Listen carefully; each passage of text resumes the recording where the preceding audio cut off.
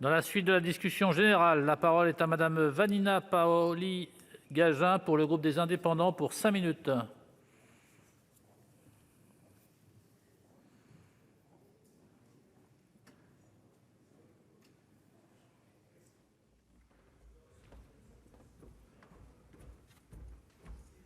Monsieur le Président.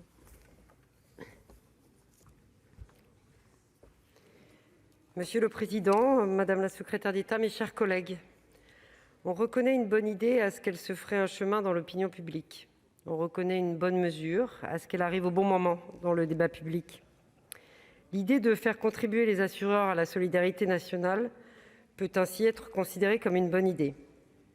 Alors que nous traversons une crise économique sans précédent et que nos finances publiques ont été lourdement dégradées par la pandémie, les assurances, elles, dégagent des profits faramineux.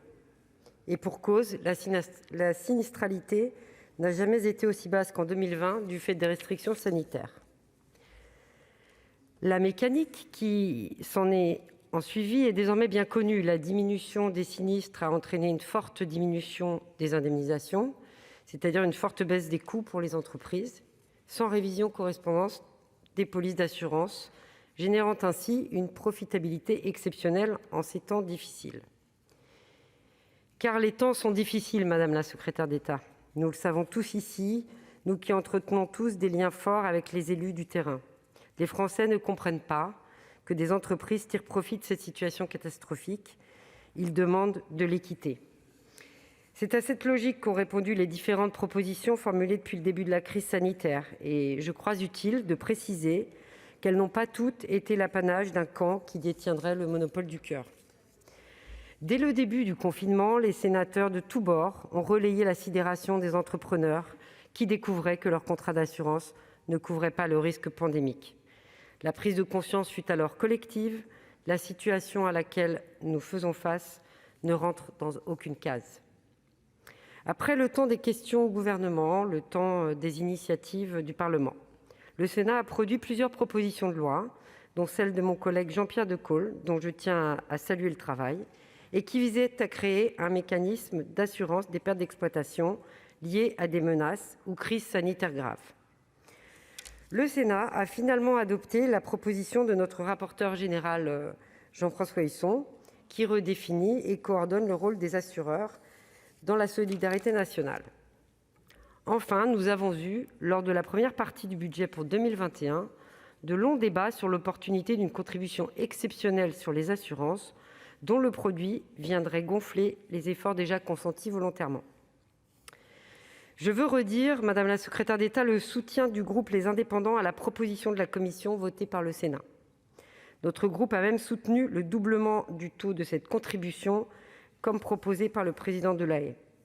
Je remarque d'ailleurs que le gouvernement, qui n'avait pas donné d'avis favorable à la proposition de notre rapporteur général, a pu utiliser cette contribution dans sa négociation pour obtenir un engagement de la part des assureurs sur le gel des tarifs l'année prochaine.